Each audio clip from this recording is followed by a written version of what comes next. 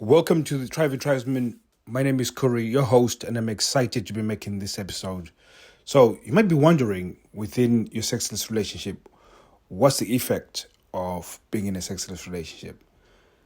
And you have to consider this because most people look at the surface level when you think about the effect. You think, I'm depressed, I feel unworthy, I feel unloved, I feel resentful, I feel angry, I feel cheated. There's all these emotions that you feel, and you think that's the effect of the sexless relationship. And then when you look at it from a couple's perspective, you feel like there's lots of wasted time.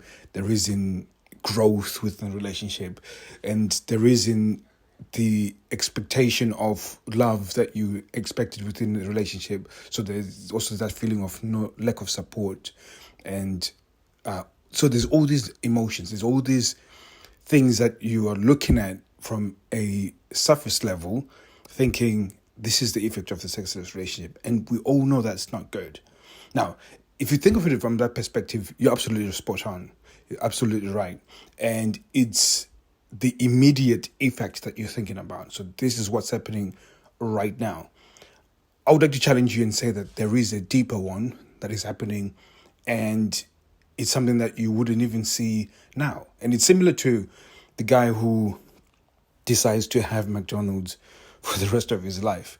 That is going to only happen for a finite period of time. So when I say McDonald's, I mean if he's eating 4,000, 5,000 calories per day, eating McDonald's every single day, based on what we now know, that his body is going to gain fat. That's one effect.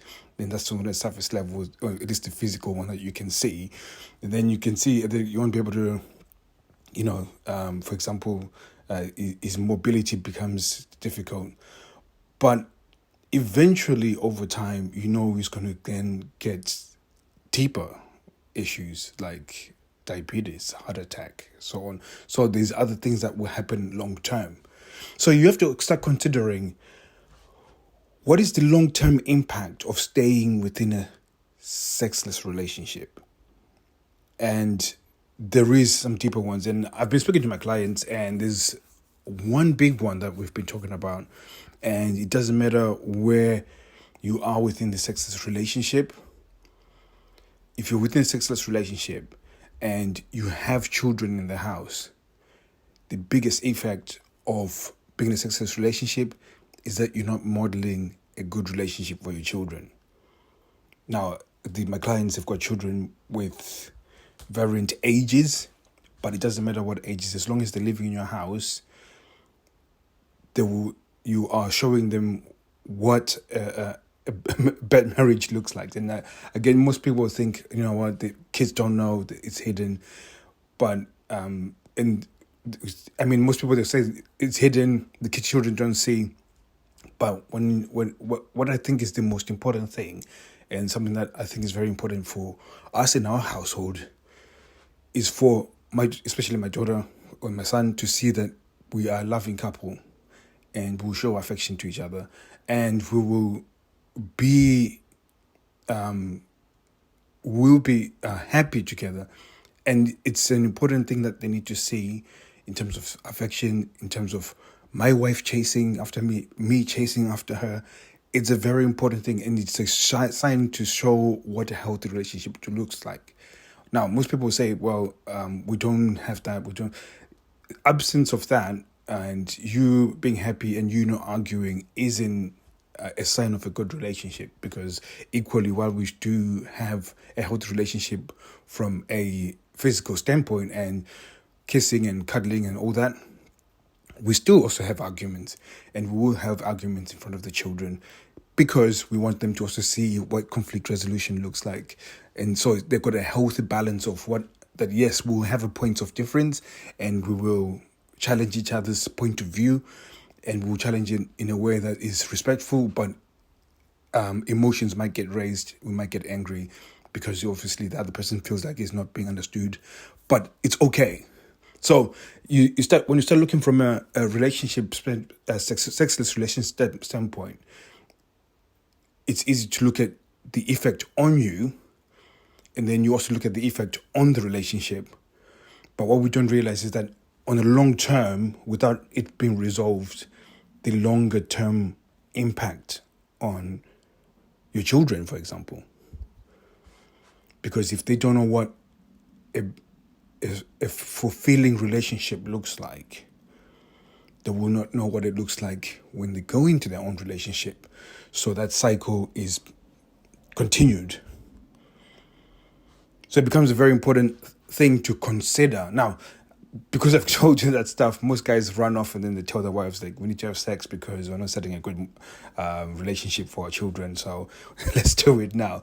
That's not what I'm saying. It's a conversation that needs to be heard for you guys to have, but there's certain things, a few things that need to happen. Now, for you've listened to the episodes, you've done things, you've listened to other podcasts, you've read books, and there's one thing that I think when you are sort of dealing with the sort of internal effects of a sexless relationship and considering happiness of a relationship is that, and this is speaking from past experience, most of you guys are just looking for that one thing that will make the difference. And I'm sorry to tell you this in this way, that there isn't one thing that's going to make a difference. A lot of it is going to come down to you realizing that you need help. Now, I'm not saying this so that you can come to Reignited Men. Again, you can't just come into Reignited Men. We actually select. You have to qualify to get into Reignited Men.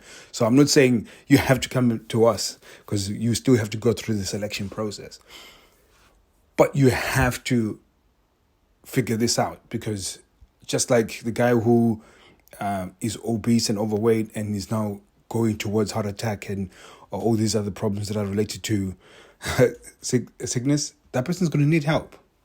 Now, it could be medical help, for example. They'll put him on some sort of gastric band or something to stop him from eating. It could be the fact that he's going to get a personal trainer, somebody to start giving him nutrition advice, and he takes that path. But you're going to have to choose a path, and none of them are going to be easy. Because that's the other bit. People are looking for that one thing, and the second part is they're looking for, the easiest thing that I'm going to... There's none of that is true. And I know the thinking comes from the way people market their products. They market their products as if you're just going to come in, you're going to just get these magic words to say... Go and say the magic words to your wife, and then all of a sudden things are amazing. That's not how it happens. There's going to be a lot of...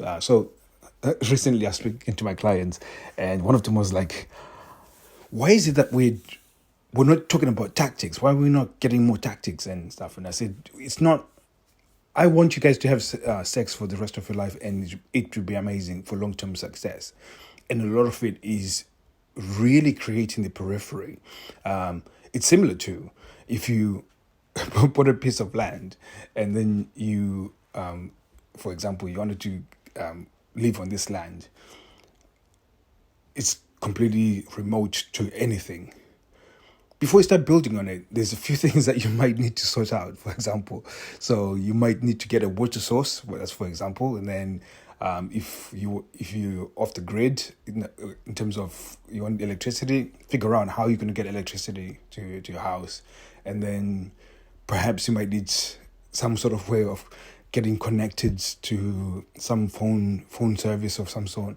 And once those things are established, then you can start building your house. So you see, there's always this sort of process of, for you to actually enjoy and live long term, especially like a water source, is one of the main things, because regardless whether you want to live off the grid or not, you're going to need a water source. So you have to figure out, how am I going to get water frequently without any issues? So for you to get sex without any issues, you have to, especially when you have to build things that are on the periphery. And all of that is very, very difficult conversations, very difficult opportunities for you to change, and so on and so forth. So there's so many things that you have to consider. And I'm saying this because it's interesting, is that in order to get rid of the long-term effect, you have to make the move now. Now, I'm not saying I mean, if you wanted to make a move with us, it's as simple as going to one of our custom seduction blueprints where you come over, we'll give you a complete blueprint for free, and then you can go and then try it out.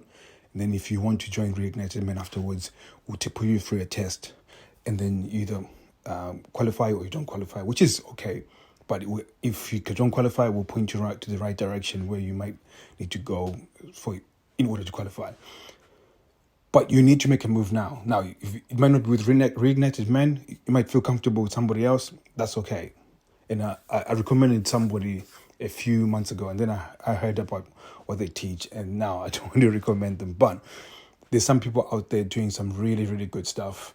And again, part of it is that you have to also consider that if they're talking about this easy shift that will get you this result pretty quickly without doing any work, it's a lot of it's a lot of lies. So I think I'm going to end the episode here, and I wanted to just give you guys an opportunity to really understand the effect of a sexless relationship and start really opening up your mind and thinking, what is it that I'm doing? And in terms of the time when I started to try and resolve this, how far have I traveled in terms of resolving it? Now just think about it. What have you done? Because if you've been sexless since January, we're in September now, and we're not long till we get to the end of the year. So it's going to be another year when you've consumed podcasts, consumed books, consumed stuff, and not made any difference in your relationship. A part of you has to say, I need to make a move.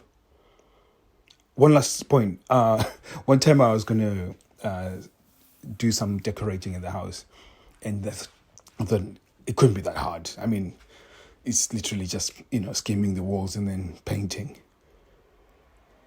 And what was meant to be a half a day job took me 3 days. The difference was somebody who was more skillful would have known the pitfalls of doing the decorating. It was not my domain. Now, for some of us, for me, reversing sexless relationship comes easy. But for you, who's never been in that scenario, it's going to take you ages and ages. And the longer you take, it's just like the guy who was eating McDonald's, you're compounding on the effect on the sexless relationship. So I thought this episode feels like I'm scaring you guys, and that's not what I'm trying to do. Well, sort of, but it's not intentional to try and push you to come to Reignited Men. Not at all. This has been inspired by a guy I was speaking to, and he clearly needs to make a move, but he was talking about consuming more content, talking about that he, in fact, one of the things he said, I don't trust anyone. I was thinking, well, if you don't, you're not going to nothing's going to change. You're consuming stuff, but at the same time, you don't trust anyone, so nothing's going to change within your relationship. And if you're already trying something and it's not working, you have to change tact. So, yeah, it was inspired by that, and I just thought I needed to say this because it's all nice and nice when I'm making these episodes, and it's all nice and nice when you take a little nugget here, a little nugget there, but it's very different when somebody's sitting you down and saying this is exactly what you need to do specifically for your relationship. So thank you very much, guys. Hopefully I can see you guys soon. Take care.